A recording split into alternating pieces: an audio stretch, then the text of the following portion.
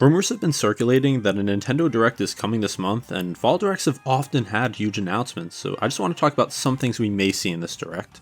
Let's start with something that feels like a lock, Super Mario's 40th anniversary. Super Mario Bros. First launched in Japan on September 13th, 1985, which means this month marks 40 years since Mario became a household name. If you look back at past anniversaries, Nintendo never lets them slide by.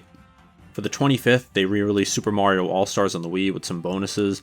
For the 30th, we got the incredible Super Mario Maker on Wii U, and for the 35th in 2020, they went all out with Super Mario 3D All-Stars, Mario 35 Battle Royale, and even a Game & Watch system. So yeah, there's no way they're going to skip over the 40th, but the question is, what form will it take? Maybe there's going to be something like Super Mario 40, which would be a revival of Super Mario 35, but expanded with levels from Mario 3 or Mario World, which would be cool. Or maybe we'll see a new Super Mario Bros. Collection bundling the DS, Wii, and 3DS entries in HD. Another huge possibility, and honestly the one fans are begging for, is a 3D All-Stars 2 with Galaxy 2 and 3D Land. It would fix one of the big criticisms of the 2020 package and instantly become a must-have for Switch 2 owners.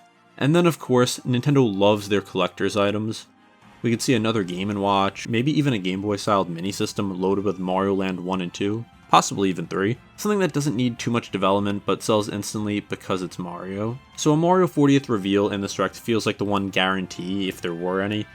The only question is whether it's a nostalgia collection or a quirky collectible, maybe even a new game. I guess we'll just have to see. Another one that's pretty much a lock is Metroid Prime 4 Beyond. The game has been in development limbo for so long. It originally announced way back in 2017, scrapped in 2019, restarted with the Retro Studios, and only this year did we finally get the proper title of Metroid Prime 4 Beyond. Nintendo has already said it's coming in 2025, but rumors are swirling that it could actually launch as soon as September 18th. If that's true, this Direct would be the last big marketing push before it releases, and honestly, it kind of fits Nintendo's playbook.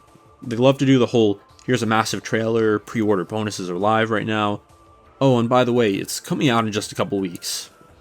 I wouldn't be surprised if we get a 2 to 3 minute story trailer as one more showcase before it launches.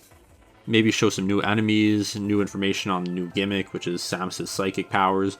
Then it ends with that date, and suddenly Metroid fans get hyped. If the September launch doesn't happen, we're still almost definitely going to get a new gameplay showcase, and maybe even a tease of a Metroid Prime 4 Direct later this year. Either way, this is the Direct where Nintendo has to give us something with Metroid Prime 4. Now shifting gears to Pokemon. We already know Pokemon Legends ZA drops in October, so a big update here is inevitable. The game is set in a futuristic version of Lumiose City and promises the return of Mega Evolutions, which is huge.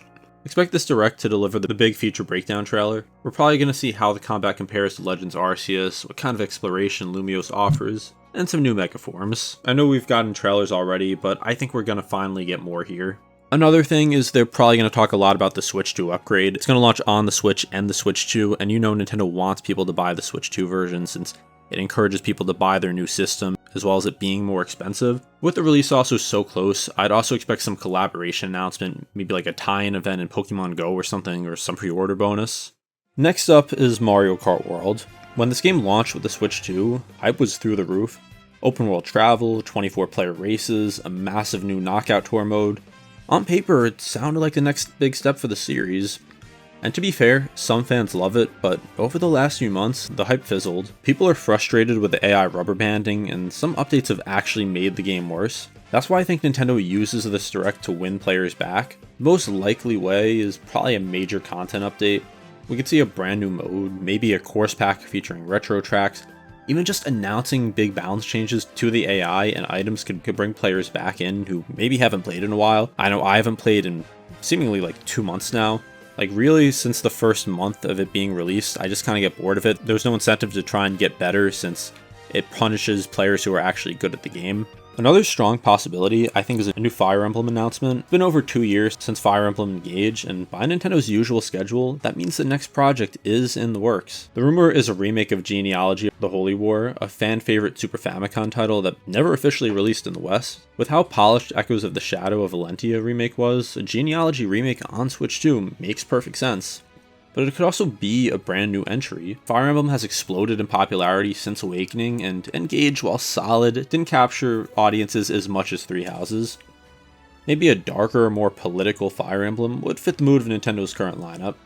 I doubt we'll get a full gameplay breakdown or anything if we do see something Fire Emblem, but I think we would at least get a title and maybe some teaser. Now here's one that's not based on any solid leaks, just pure gut feeling. I think we're going to get a Zelda remaster or remake.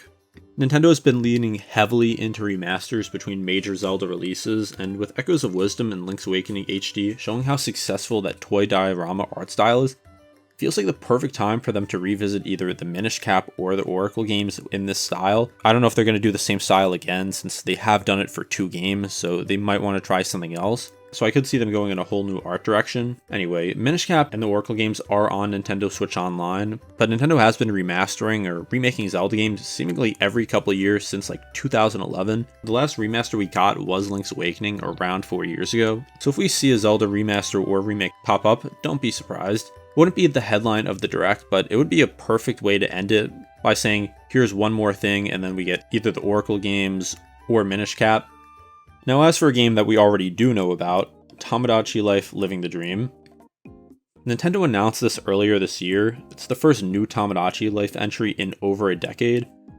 But since it was announced, we've heard absolutely nothing. We know it's coming in 2026, but not when, and we haven't seen any actual gameplay.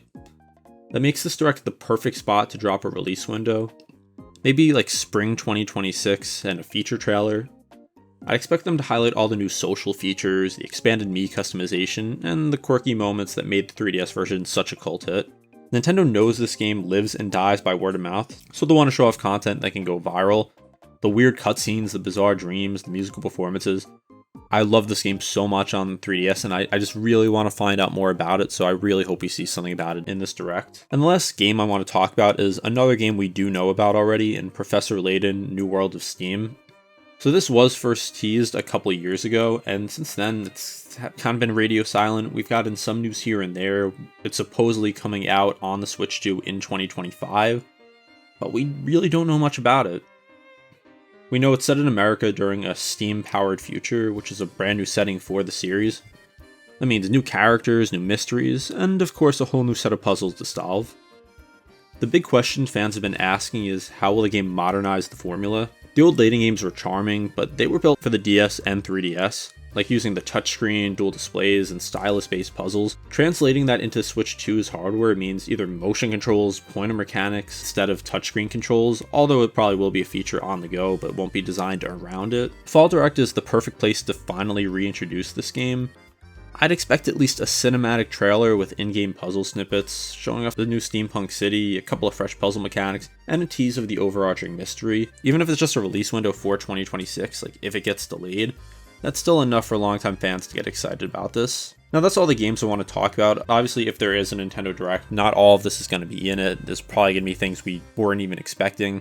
But I think it's also likely we probably get some new hardware, like maybe there's a new Switch 2 accessory. Maybe we get some new controllers because Nintendo loves to announce new Joy-Cons or new Pro controllers, or just different designs. Maybe there's going to be a new Switch 2 bundle. I have no idea. There's an infinite amount of things Nintendo can do. They're just extremely unpredictable. I think they have something up their sleeve for the rest of 2025 to close out Nintendo's first year of the Switch 2. Plus, we've barely gotten any news about what's coming next year for the Switch 2. Like, I can think of maybe a couple games that Nintendo is making that are coming out in 2026.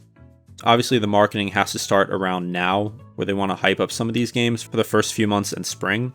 So I'm excited to see what happens. Obviously, the Direct isn't confirmed yet. In all likelihood, we're probably going to get it maybe the second week of September. But let me know in the comments what you think is going to happen, what you hope will happen. Everything I talked about in this video is either just pure speculation or based on some rumors, so come back to this after the Direct, assuming it happens in September, and see how accurate I was. If you did enjoy this, be sure to like and subscribe. Thank you for watching. This has been Domain with Game Domain.